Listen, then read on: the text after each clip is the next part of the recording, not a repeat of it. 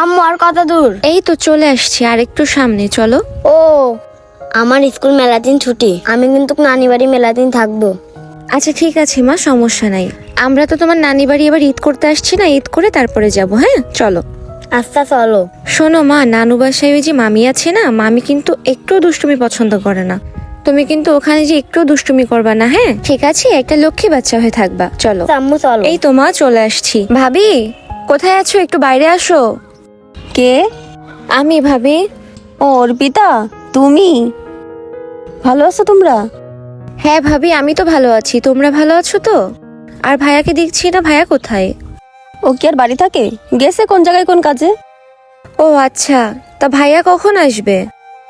কখন আসবে তা তো আর আমার বলে কয়ে যায়নি, যখন মন চাবে না তখন আসবে না। ও আম্মু, আমার খিদে লেগেছে। দাঁড়াও মা, দেখছি। ভাবি তোমার কি রান্না হয়েছে? রান্না হয়ে গেলে ওকে দুইটা ভাত দাও না, ওর খিদে পেয়েছে। কিরম কথা করছো? এখন তো রমজান মাস, রমজান মাসে কি কেউ দুপুরে রান্না করে? ও হ্যাঁ, তাই তো, এখন তো রোজার মাস, আমারও খেয়াল নাই। আচ্ছা ঠিক আছে, তাহলে তুমি একটু হালকা পাতলা ওকে কিছু রান্না করে দাও না, অনেক দূর থেকে আসছে তো, খিদে পেয়ে গেছে, ছোট মানুষ।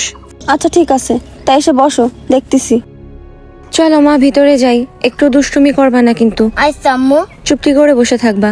আচ্ছা। এই ওরে কি নুডলস রান্না করে দেবো?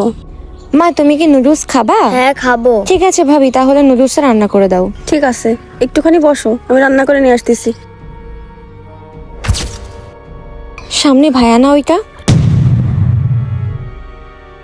মা চলো আমরা ওই রাস্তা দিয়ে যাই। হ্যাঁ চলো। আচ্ছা আম্মু চলো। কিরে, অর্পিতা না? এই অর্পিতা, অর্পিতা, এই দাঁড়া দাঁড়া দাঁড়া। ও ভাইয়া, ভালো আছো? হ্যাঁ ভালো। তুই কখন আসলি? আর এদিকে কোথায় যাচ্ছিস? আম্মু তুমি ভালো আছো? হ্যাঁ মামা, আমি ভালো আছি। ভাইয়া একটু আগে আসছিলাম, তা এখন আবার বাসায় চলে যাচ্ছি। আসলি একটু আগে, তা আবার এখন কোথায় চলে যাচ্ছিস? আর এই রমজান মাস, আর তুই বলছিস বাড়ি যাচ্ছিস? তোর কেটে বাড়ির রাস্তা, মাঠের দিকে কোথায় যাচ্ছিস তুই? ও এটা মাঠের রাস্তা, আমি অনেকদিন পরে আসছি তো, রাস্তা চিনতে পারিনি, ওই সাইড থেকে যাইতে হবে তো আমার। আচ্ছা ঠিক আছে। হুম, আমার কাছে তো সব ঠিক আছে বলে মনে হচ্ছে না। কি হয়েছে সত্যি করে বল। না ভাইয়া, কিছু হয়নি। আম্মু তুমি মিথ্যা কথা বলছো কেন? কে বললে কান্না করলে না? কি হয়েছে? তুই মিথ্যা বলতেছিস আমার সাথে? কি হয়েছে সত্যি করে বল কিন্তু। ভাইয়া আসলে ও আম্মু, মামা কখন আসবে না? তোমার মামা যে কখন আসবে তা তো আমিও জানি না। কেন, মামার এদিকে কি করবা তুমি? মামার সাথে বাজারে যাবো। আচ্ছা ঠিক আছে, তোমার মামা আসলে আমি বলবানে বাজারে নিয়ে যাইতে, ঠিক আছে? আচ্ছা ঠিক আছে আম্মু, আমি পানি খাবো। পানি খাবা? হ্যাঁ। আচ্ছা এখানে তো নাই। আচ্ছা ঠিক আছে, তুমি এখানে বসো, আমি পানি নিয়ে আসতেছি। হ্যাঁ মা। আচ্ছা ঠিক আছে, তাড়াতাড়ি নিয়ে এসো। না, আসতে পারতেছি না। এই এখন আবার দুপুরবেলা রান্না করতে আসতে হলো। হ্যাঁ, ওই যে নতুন একটা ঝামেলা এসে ঘাড়ের পরে জুটেছে। ওর পিতা আইসে আর ওর মেয়ে আইসে। আমি তো ভাবলাম 10-15 দিন আগেই আসবো, ঈদ কাটায় তারপরে আসবো। তা কি আর সম্ভব? ওই যে ঘাড়ের পরে এসে ঝামেলা জুটেছে না, কতদিন থাকবে না তা কি জানি। হ্যাঁ, এখন যদি ওই কথা বলি তাহলে ওর ভাই এসে আমার ঝাড়বে না। ও তো আর আমার কষ্ট দেখে না। ওর বোন আসতে পারে বাপের বাড়ি, আমি তো আর বাপের বাড়ি যেতে পারতেছি না। আচ্ছা মা, তাহলে তুমি একটা জিনিস চিন্তা করো, ওর বাপ মা বেঁচে নেই, তাহলে এত ঘন ঘন বাপের বাড়ি আসার কি দরকার? এখন তো আমিও তো বাপের বাড়ি যেতে পারি, সেই চিন্তাটাও করে না। এবার যা হয় হবে না, আমি সব ছেড়ে ছুড়ে দিয়ে চলে আসবানে। আইসে মানে মারুক গে, যা করে করুক গে। আর মেয়েটা আইসে না, একটুও কোনো সময় থির না, সব সময় এসে বিছনাঘাটি আলোবে, এরা নষ্ট করবে ওরা নষ্ট করবে, সহ্য ধরে দেয় একদম। আচ্ছা মা, তাহলে তুমি এখন রাখো, রান্না করতে এসে না, রান্না করতে একটু দেরি হলেই দেখা গেল ওর ভাই আসলে নালিশ কর, তারপর ভাই এসে ঝামেলা করবে, যত সব ঝামেলা। আম্মু চলো আজকে আমরা বাইরে যাই। হ্যাঁ বাইরে যেয়ে তোমাকে রেস্টুরেন্টে খাওয়াবো, ঠিক আছে? আম্মু বাইরে যাবো কেন? মামি তো রান্না করে নিয়ে আসতেছে। মা, মামি রোজা রইছে না, রান্না করতে মামির কষ্ট হবে না, তার থেকে আমরা রেস্টুরেন্টে খাওয়া দাওয়া করি, খাওয়া দাওয়া করে তারপর আমরা বাসায় চলে যাবানি, ঠিক আছে? আম্মু চলো। মামার সাথে দেখা করে দেবো, নাহলে যাবো না। না মা, চলো আমরা বাসায় যাই, মামার সাথে এখন দেখা করতে হবে না, চলো আমরা যাই। আম্মু তুমি অনেক কষ্ট পাইছো তাই না? আরে বোকামি, কি বলে, আমি কেন কষ্ট পাবো? আম্মু তোমারও দেখেছি কান্না করতে। ওরে আমার পাগলি মেয়েটা, আসো মা, কত বড় হয়ে গেছে আমার মেয়ে। চলো আমরা তাহলে এখন যাই। হ্যাঁ চলো, আসো। আচ্ছা আম্মু চলো। এই কি ব্যাপার, কোথায় যাচ্ছ? আমি তো রান্না করতেছি।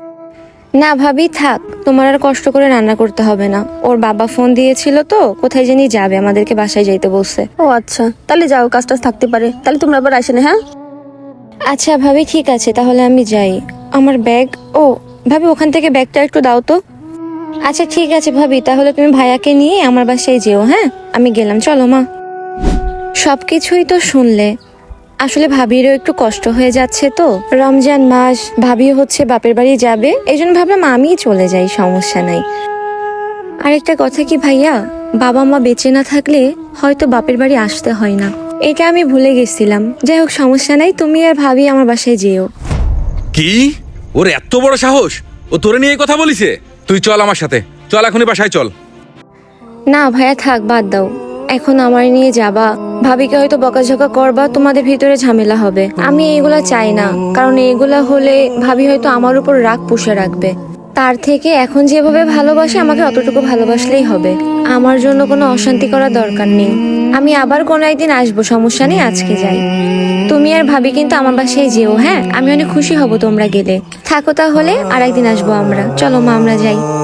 আসলে মা বাবা বেঁচে না থাকলে মেয়ের কাছে বাবার বাড়ি আর বাবার বাড়ি থাকে না, সে যেন হয়ে যায় সেখানকার এক অচেনা অতিথি। হয়তোবা অনেক সময় সে তার নিজের দাবি থেকেও বঞ্চিত হয়ে যায়। আর এটাই আমাদের বর্তমান সমাজের বাস্তবতা।